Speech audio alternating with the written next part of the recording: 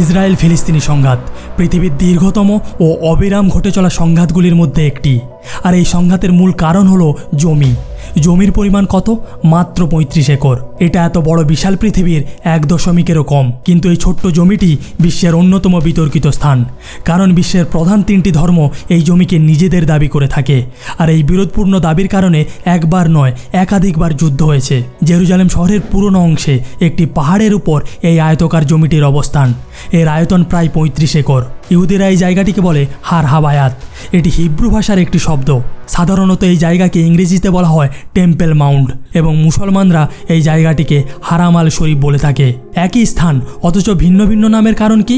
কারণ হলো উভয় ধর্মের ভিন্ন ভিন্ন বিশ্বাস।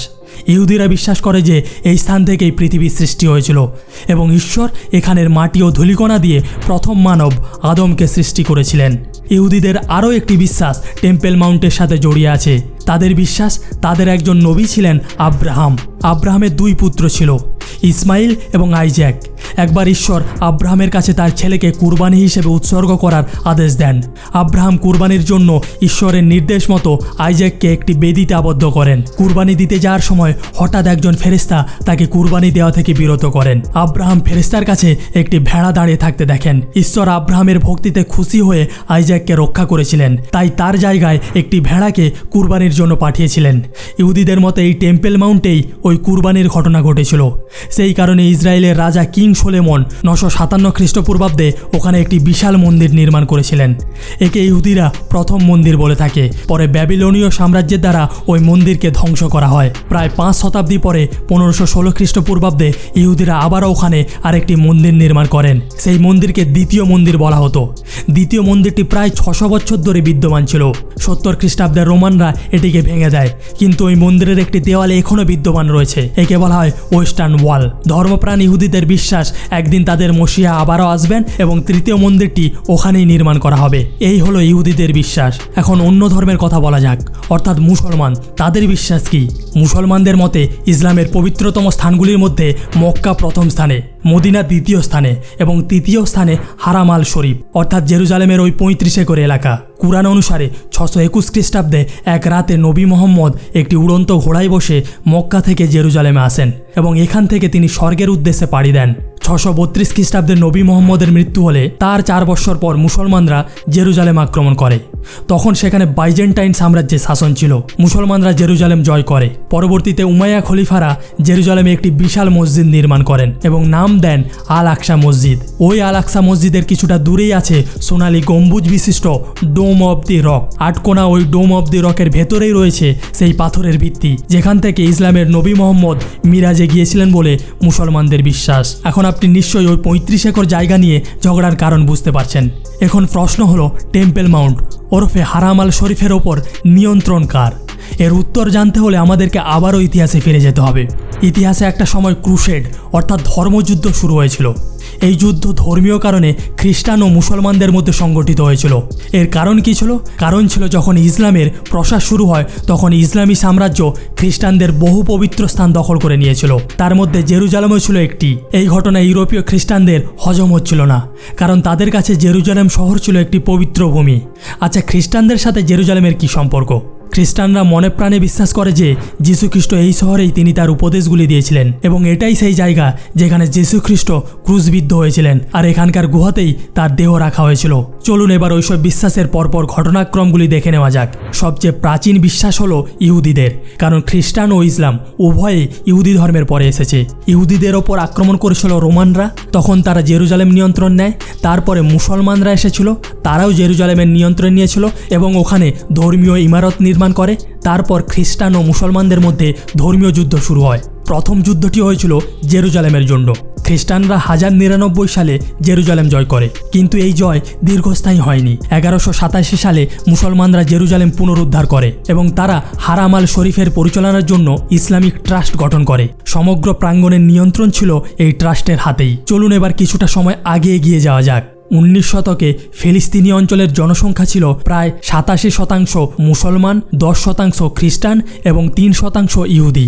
সমস্ত ধর্মের মানুষ এখানে একে অপরের সাথে শান্তিতেই বসবাস করত। 19 শতকে একজন অস্ট্রো হাঙ্গেরীয় ইহুদি সাংবাদিক থিওডোর হার্জল ইহুদিদের জন্য ফিলিস্তিনে একটি ইহুদি দেশ গঠনের প্রচার শুরু করেছিলেন। 1917 সালে ব্রিটিশ সরকার প্রথম বিশ্বযুদ্ধের জন্য ইহুদিদের সমর্থন পাওয়ার আশায় ইহুদিদের প্রতিশ্রুতি দেয় যে ফিলিস্তিনে ইহুদি জনগণের জন্য একটি দেশ প্রতিষ্ঠা করা হবে। ব্রিটিশরা প্রথম বিশ্বযুদ্ধের পরে ফিলিস্তিনে একটি উপনিবেশ স্থাপন করে।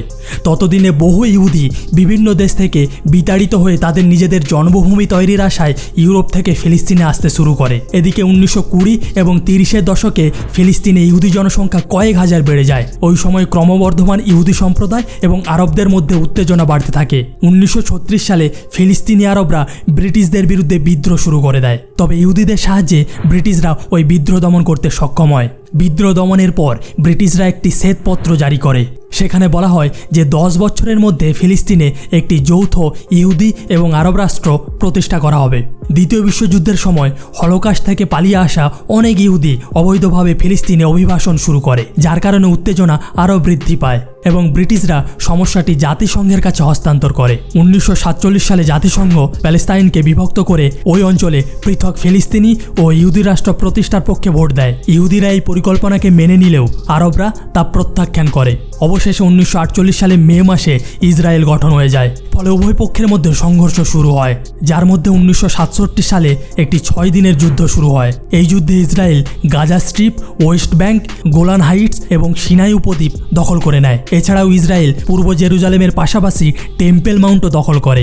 বর্তমানে পূর্ব জেরুজালেম রয়েছে ইসরায়েলের দখলে, তবে টেম্পেল মাউন্ট এলাকাটি নিয়ন্ত্রণ করে জর্ডন ফিলিস্তিনি ইসলামিক ট্রাস্ট। 1967 সালে ইসরায়েলি সরকারের সাথে ফিলিস্তিনিদের সমঝোতা অনুযায়ী কিছু বিধিনিষেধ ও শর্ত পূরণের মাধ্যমে শুধুমাত্র মুসলমানরাই আল আকসা মসজিদ প্রাঙ্গণে ঢুকে প্রার্থনা করতে পারবে।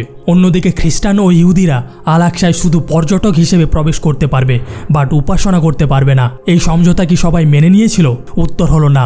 উভয় পক্ষের মৌলবাদীরা এতে অসন্তুষ্ট হয়। ভেতর ভেতর ইহুদি ও মুসলমানদের মধ্যে উত্তেজনা বাড়তে থাকে। উভয় পক্ষই টেম্পেল মাউন্ট অর্থাৎ আল আকসা প্রাঙ্গণ পুরোপুরি দখল নিতে চেষ্টা করে। সেই উদ্দেশ্যে 1987 সালে আল আকসা প্রাঙ্গণের পুরোপুরি দখল নিতে ফিলিস্তিনিরা বিদ্রোহ শুরু করে। এতে শত শত লোক নিহত হয়। একে বলা হয় প্রথম ফিলিস্তিনি গণ অভ্যুত্থান। 1993 সালে শান্তি চুক্তির মাধ্যমে এই বিদ্রোহ বন্ধ হয়। এরপর 2000 সালে দ্বিতীয় ফিলিস্তিনি গণ অভ্যুত্থান হয়।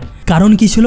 কারণ ছিল ওই 2000 সালে ইসরায়েলের প্রাক্তন প্রধানমন্ত্রী এরিয়েল শ্যারনের জেরুজালেমের আল আকসা মসজিদ পরিদর্শন। তার উদ্দেশ্য ছিল আল আকসা প্রাঙ্গণ পুরোপুরি দখল নেওয়া। এই ঘটনার কারণে প্রচুর দাঙ্গা হয়, প্রায় 4000-এরও বেশি লোক মারা যায়। ফলে ধর্মীয় ইস্যুকে কেন্দ্র করে জেরুজালেম শহরে প্রায় বিবাদ ও সহিংসতা লেগেই থাকে। সহিংসতার মূল কারণ ইসরায়েল ও ফিলিস্তিনিরা বেশ কিছু ইস্যুতে মোটেই একমত হতে পারছে না। তাই গত 25 বছর ধরে শান্তি আলোচনা চলছে ধীর গতিতে।